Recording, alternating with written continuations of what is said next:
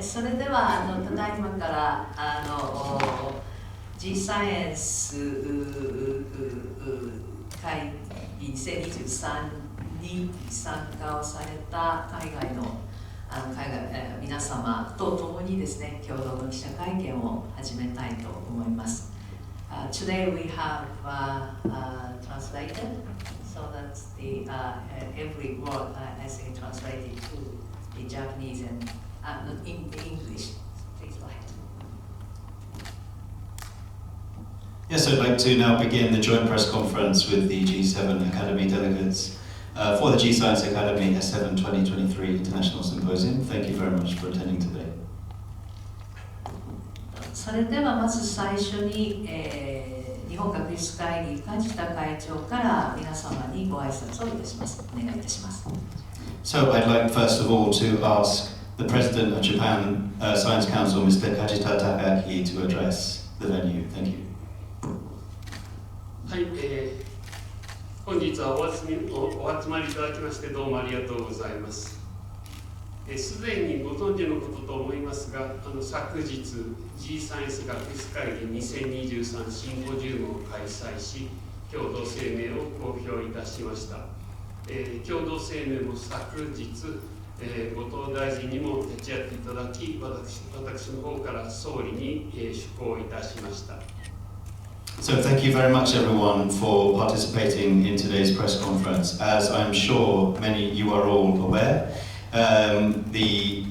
G Science Academy 2023 International Symposium was convened, and we have made public our joint declaration. And yesterday the joint declaration on behalf of the Science Council and with Minister Koto was presented to the Prime Minister of Japan. 今回は各国アカデミーの代表者が来日される、非常に大切な機会ということでありまして、今回取りまとめた共同声明についてマスコミの皆様方に理解を一層深めていただきたいという思い、そしてそれとともにですね、この機会に世界のリーディングアカデミーが今何を考えているかなどをお聞きするために、このような場を設けて共同で会見を行うこととしました。よろしくお願いいたします。So we are blessed with this excellent opportunity where the representatives of each academy from each country are in Japan. It's a wonderful occasion to hold this press conference in order that members of the mass media may develop a better understanding of the joint declaration that has been agreed on, as well as to further their understanding on the current issues and preoccupations of G Science Academy. 梶田会長ありがとうございました。Thank you very much for your opening remarks, President 梶田。それでは本日出席をいただいている、G7 各国のナショナルアカデミーの代表者と G サイエンス学術会議2023に参加をされている海外のゲストをご紹介をします。Thank you very much, President Kajita, and I would now like to introduce the members of each of the academies who are assembled here today. まずこちらからですけれども、カナダ王立協会科学アカデミー会長のミシェル・トランブレイ会長です。And first of all, Mr. Michel Tremblay, President of the Academy of Science, the Royal Society of Canada. 続きまして、フランス科学アカデミー会長のアラン・フィシェ会長です。And next, Mr. Alan Fischer, the President of the Academy of Science, France. 続きまして、イタリア・リンチェ国立アカデミー国際担当役員のマリア・クリスチーナ・マルクッツォ教授です、プロフェッサー。And Maria Cristina Marcuso, the Foreign Secretary of the Accademia Nazionale dei Lincei in Italy. 続いて、ドイツ科学アカデミーレオポルディーナ会長のプロフェッサーDr. Gerald Haag会長です。And also Professor Gerald Haag, President of the German National Academy of Science. それから英国王立協会国際部長の Dr. Ian Wiggins です。And Dr. Ian Wiggins, the Director of the International Affairs, the Royal Society, United Kingdom. で私の左隣ですけれども、全米科学アカデミー会長のマルシア・マクナット会長です。And on my left is Marcia McNutt, the President of the National Academy of Sciences from the United States. 以上の、日本学術会議とともに7つの G7 の7カ国のナショナルアカデミーの代表に加えまして、今回 G サイエンス学術会議に参加をいただいている3人の国際ゲスト、海外のゲストです。まず、インド科学アカデミー副会長、今年の S20 のチェアを務めていただくインド科学アカデミーのナリンダ・クマメヘラ教授です。And in addition to these esteemed guests, I would like to introduce three more members who are present today. First of all, Mr. Narendra Kumar Mehra, the Vice President of the Indian National Science Academy and the Chair of this year's S20. そして国際学術会議の会長でありますサー・ピーター・グロックマンです。And also Sir Peter Gluckman, the President of the International Science Council. そして、若手の科学者からなりますグローバル・ヤング・アカデミーの理事を務めていらっしゃるDr. フィリッポ・ロッシです。And Mr. Dr. Philip Rossi, EC member of the Global Young Academy. 以上が今回こちら参加をしている共同会見の参加者でございます。So I'm delighted to introduce these esteemed guests who have come for today's press conference. すでにメディアの皆さんには今回、7つのアカデミーで共同で作成をした共同声明、ジョイントステートメントについてはお知らせをし、これはホームページにも日本語の和訳とともに掲載をしております。And we have made available the joint statements that have been agreed upon by the 7 academies, and these have been issued to you today in paper and are also available with the Japanese translation online. 従いまして私どもからこれ以上のご説明はしないで皆様方からメディアのですね皆様方からのご質問を受けて、答える時間としたいと思います。So I will end my remarks here and would like to now invite questions from members of the press. なおGサイエンスの学術会議の参加者とともにその成果をお伝えをすることを、重要な趣旨とし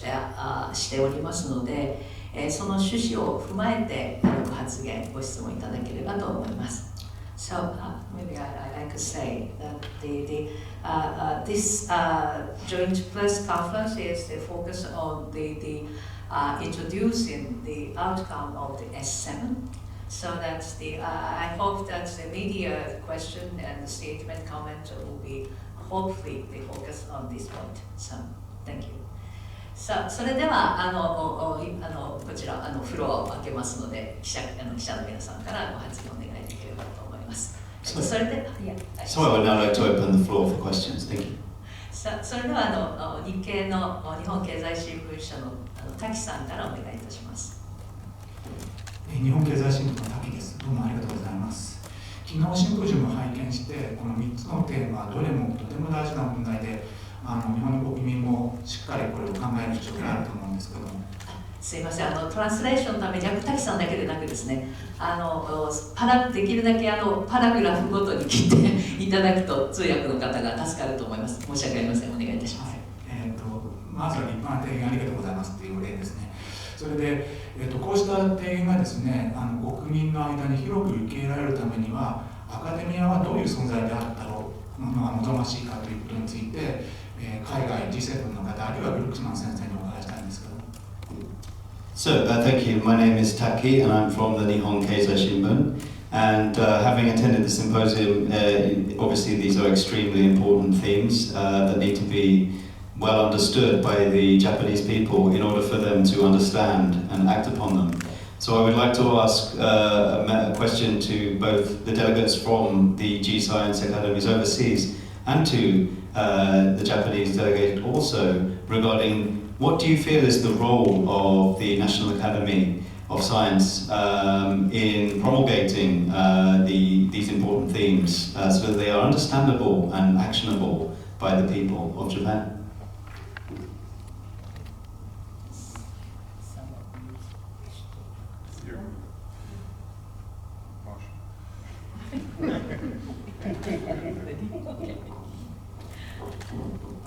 So it was said during this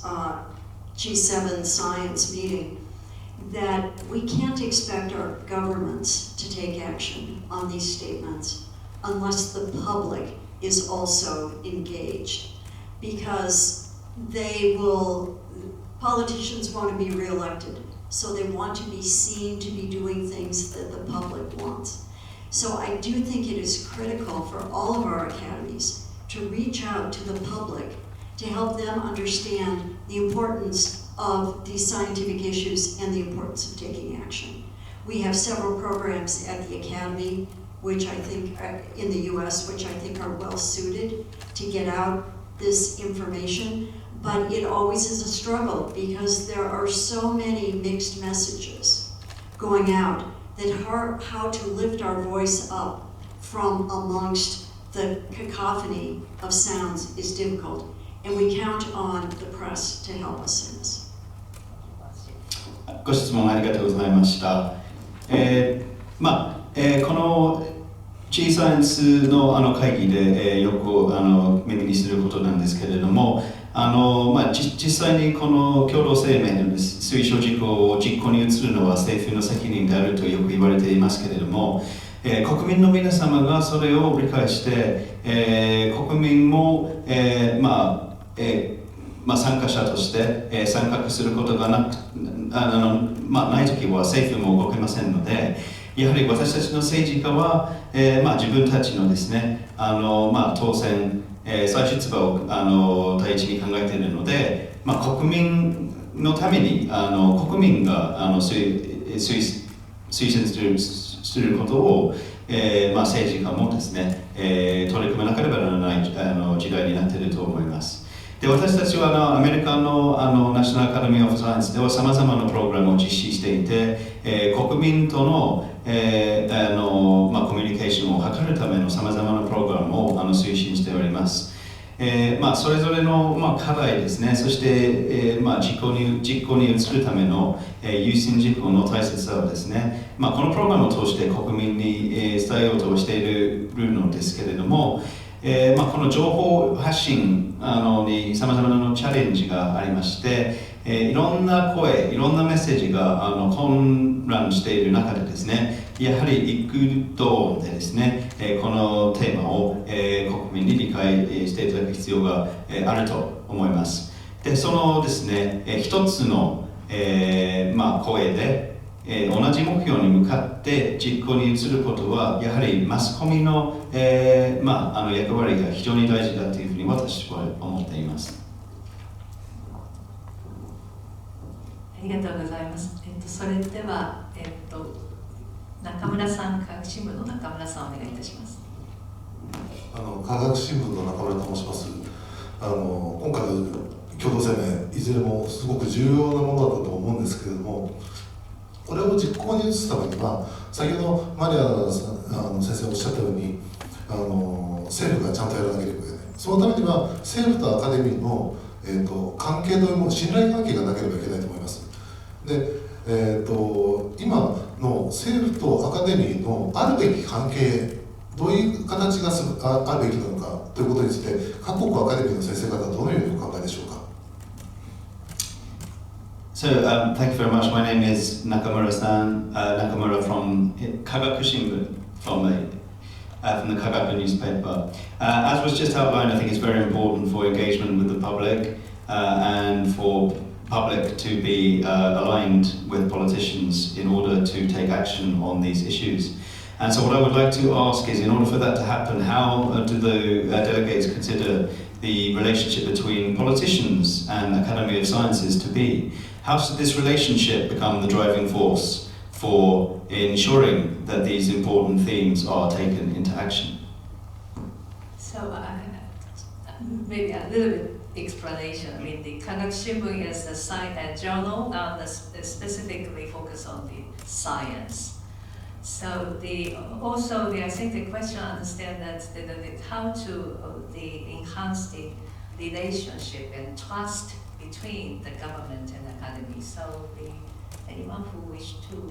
respond to that question? Yes, Michelle. Well,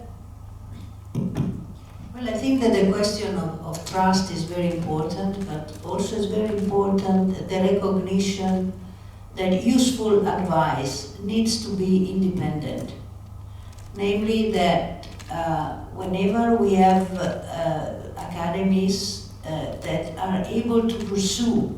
a scientific objective with no interference, no worries about political implication, that's when they can give the best service to politicians. So I think the question becomes, how can we make sure that the relationship between the government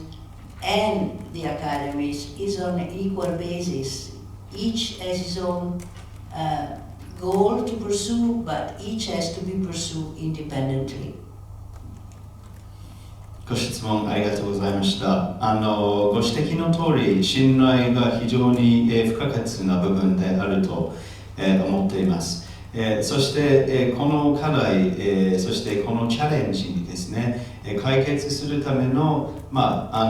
有効なアドバイスを政治家が受け入れる必要があるということですけれども、これは独立した形でそのアドバイスを政治家に提言する必要があるというふうに思っています。そうなるためにはですね、各アカデミーがその目標に向かって努力している中でですね、政治的な干渉がない形で、政治的な関与がの心配がない形で進められるようになると、より実現に近い形になるというふうに思っていますので、そういった意味では今後はですね、この政治家と各アカデミーとの関係性が非常に同等であると、イークワルであるということが非常に大事になっていると思います。このフェアな関係性をぜひこれから築くことでですね、それぞれの役割をはっきりした形で、政治的な干渉、政治的な関与がない、その心配のない形で、そういう関係性が、なっていければいいというふうに思っています。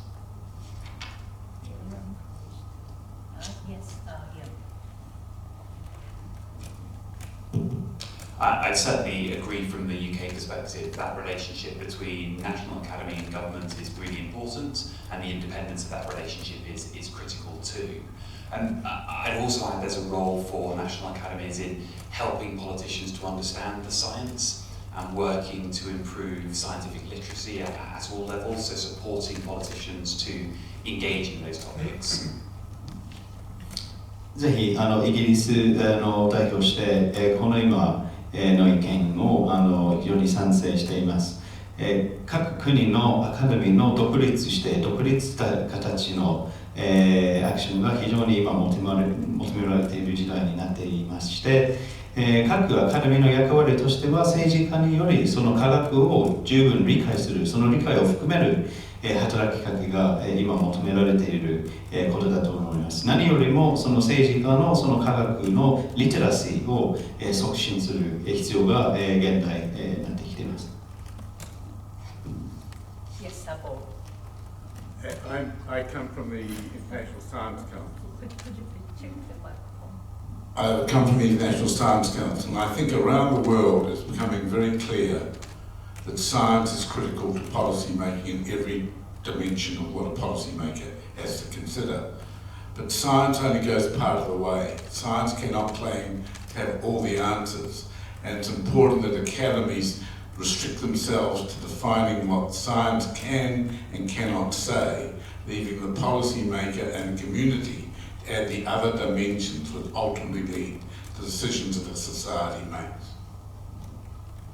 ナショナルサイエンスカウンセルから私代表しているんですけれども、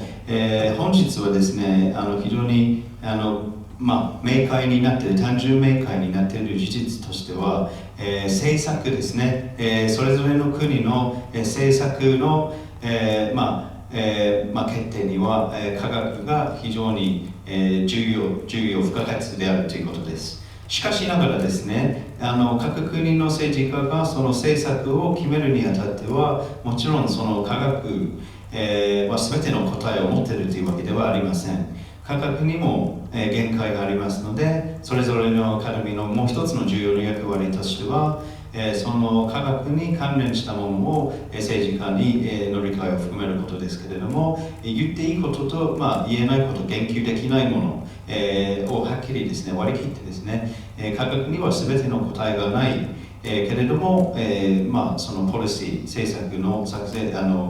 定には非常に重要であるということを強調したいと思います。ありがとうございます。それでは他のご質問、お願いいたします。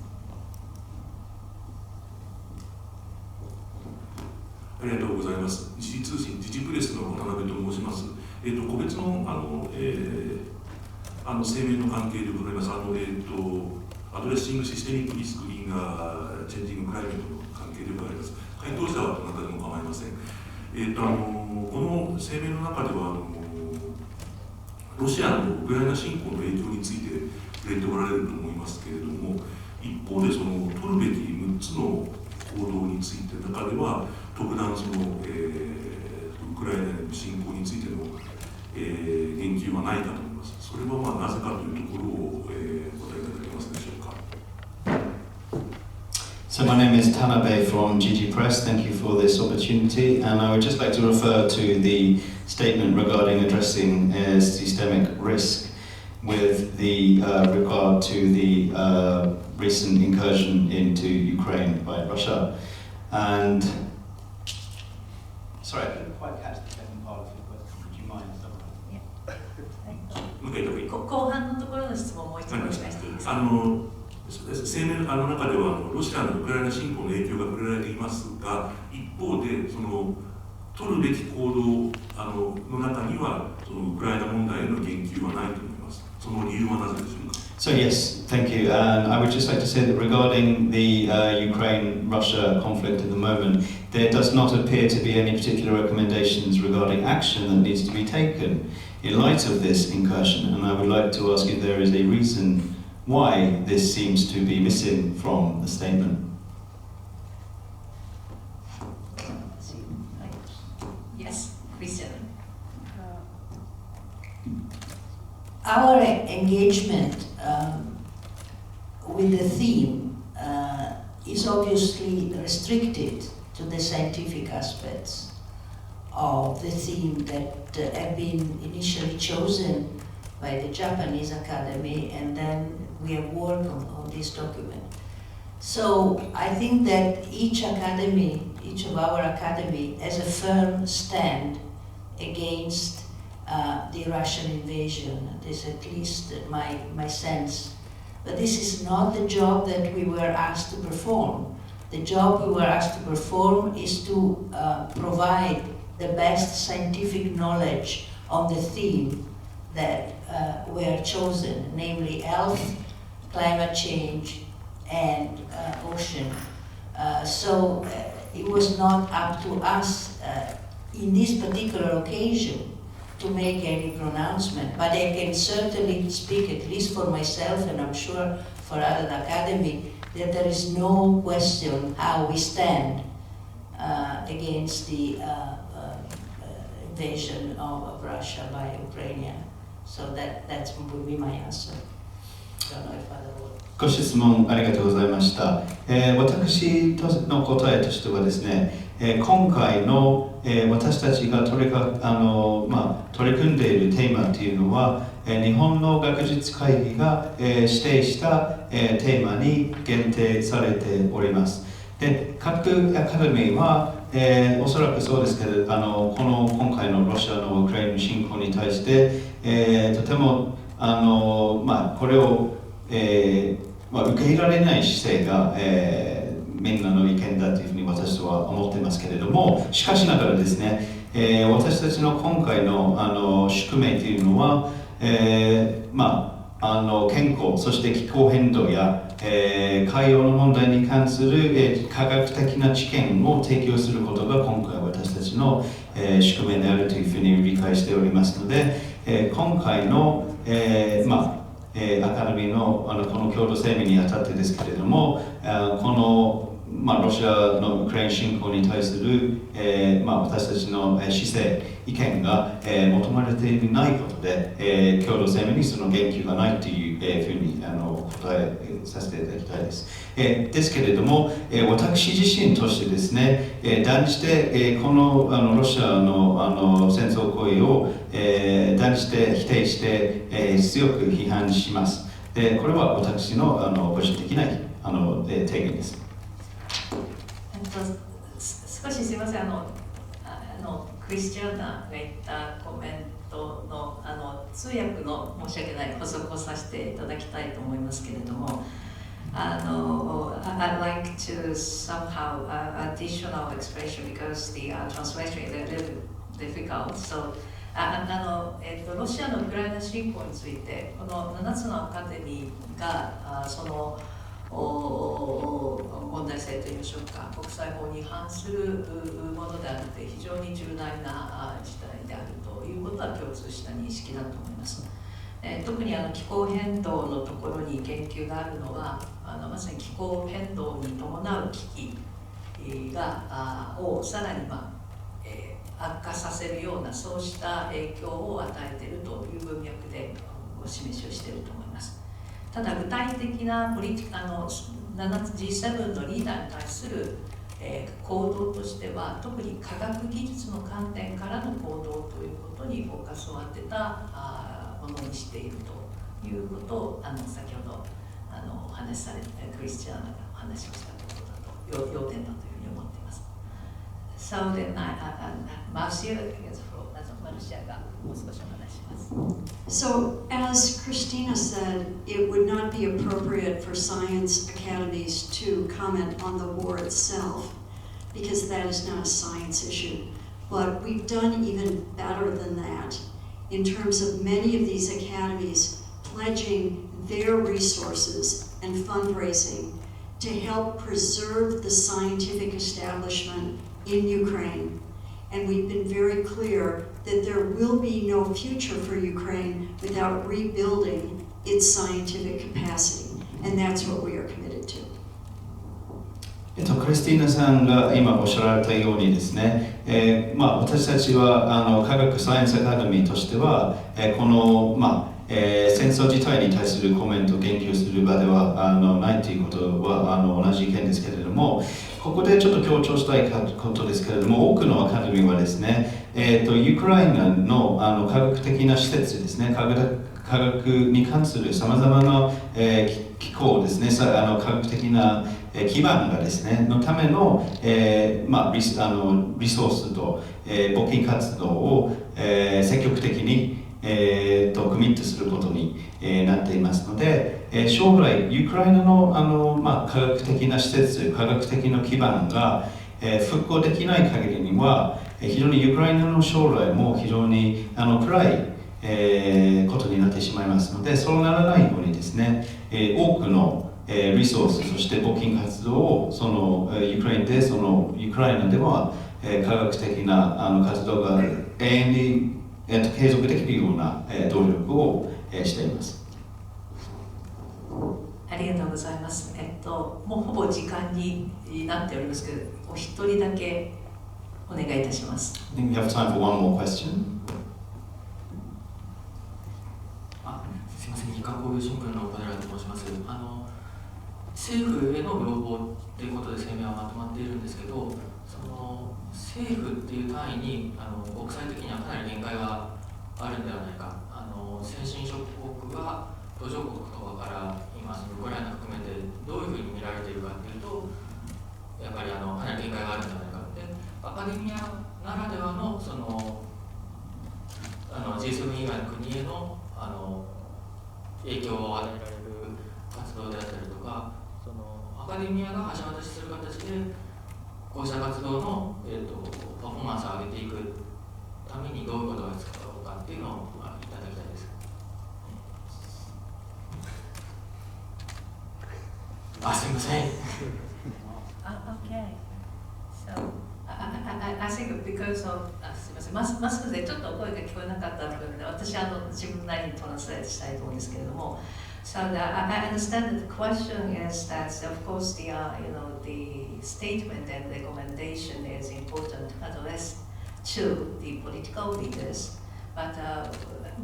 only addressing political leader is not enough to change the action course. So how to then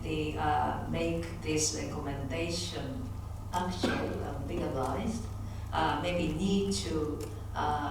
broader communication and contact with the other countries, or including the emerging countries and developing countries. So that, そういう意味だと、いうことにそうなります。なかなか政府対話っていうのもかなり難しくなってくるので。Not only the government, but also maybe broader context. Actually, we just talked in the morning session. And if you wish, yes, Ian, please.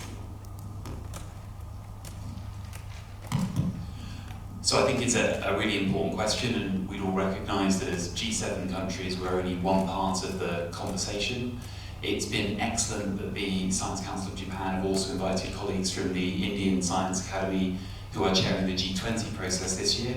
And we were discussing earlier today the relationship between what we do in the S7 and the recommendations from the S20, which would include a much wider group of countries, because that will be important for implementation too.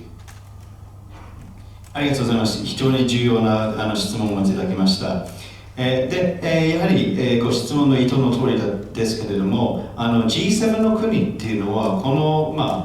問題、この会話、この対話の一部だけに、なっていると、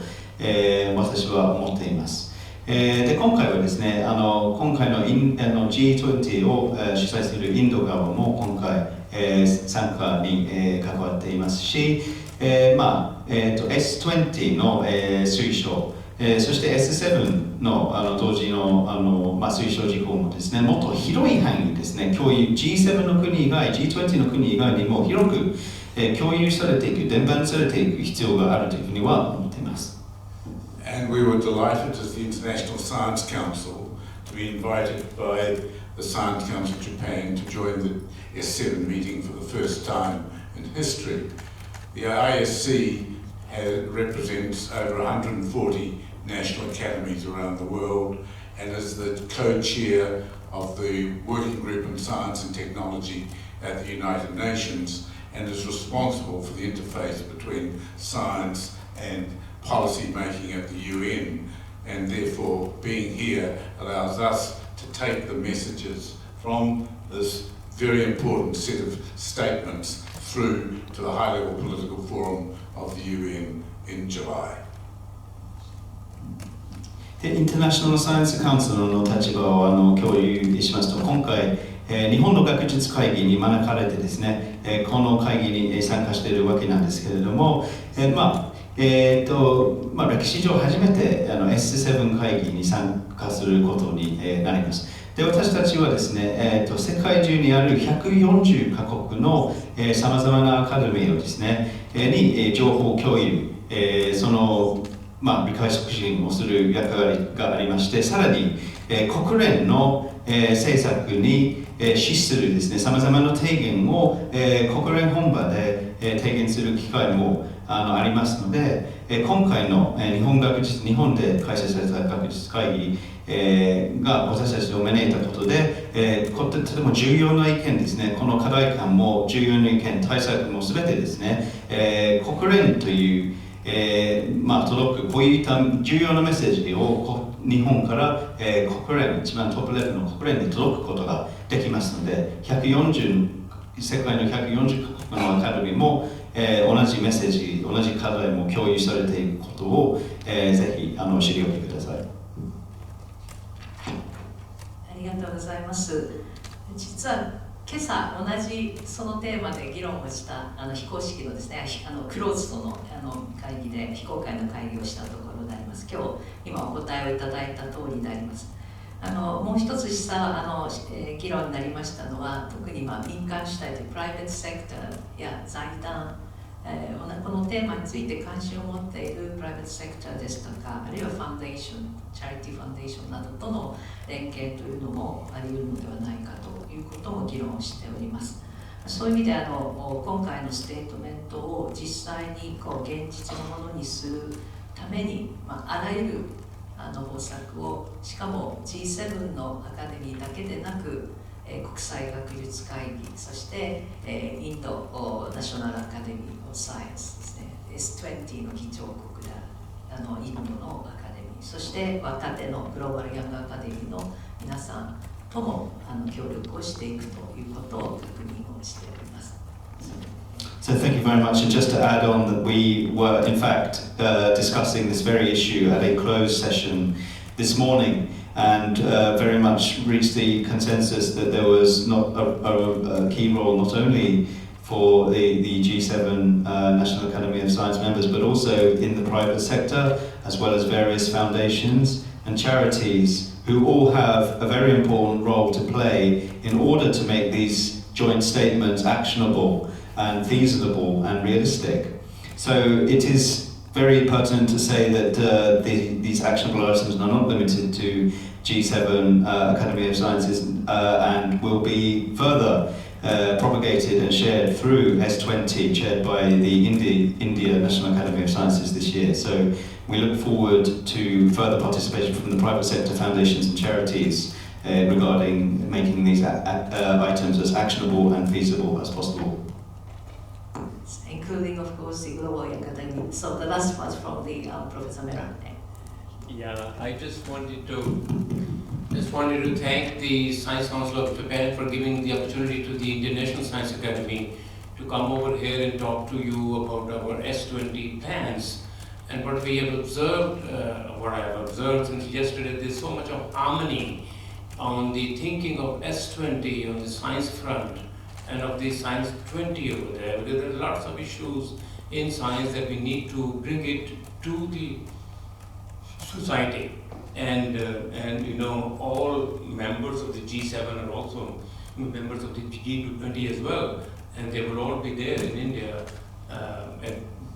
different time points, because we have planned 5 meetings of Science 20 in India. One has already been held, there are 4 going to be held. The final summit will be held in the 3rd week of July in the city of Coimbatore, where we all will be there, all members of the G20, which includes the G7, which includes the BRICS, which includes all the 5 permanent representatives in the UN there. And the G20 actually represents more than 2/3 of the whole globe. So I think it's becoming a very strong voice, and we want to make sure that the Science 20 takes the voice of science to the officers, to the governments, to make sure that those recommendations are actually upheld. Thank you very much. ご質問ありがとうございました。最後にですね、今回、日本の学術会議にこの場を設けてですね、この機会をもたらしていただいて、本当に感謝の意を申し上げたいと思います。私が個人的にこの、会に参加したですね、感じたことですけれども、非常に、各メンバーの中の、みんな同じ考えを持っている、みんな考えが調和されていることが、非常に私明らかになったと思います。これからのいろんな課題ですね、いろんな問題、こういう課題感、そして取り組みを、私たち科学に関わる、メンバーが社会に、伝えなければならない、役割がこれからの業務なんですけれども、すでにですね、インドで、全ての G7 の、メンバーも含めて、5つの新しい会議をインドで、開催しています。1つがすでに、終了していますけれども、あと4つの、会議が、開催されることになります。7月に、最終的な会議が行われるんですけれども、それに G20 のメンバーももちろん G7、そして BRICS など、国連の代表も、もう世界の、隅々からの代表が集まることになってますので、このようなですね、動きを受けて非常に、この、共同声明が、とても、ビジビリティが高まっていますし、非常に強い、モメントですね、勢いを作ることができています。私たちは科学のコミュニティの宿命はこういった科学に基づいている課題や対策をそれぞれの政府に届く仕事が我々のこれからの業務になります。ありがとうございます。それではすでに時間を超過をしておりますので、共同の記者会見は以上とさせていただきたいと思います。So now the time is up that we close the joint press conference now. So thank you very much for attendance to the international guest. メディアの皆さんもどうもありがとうございました。Thank you very much to the media people. Thank you.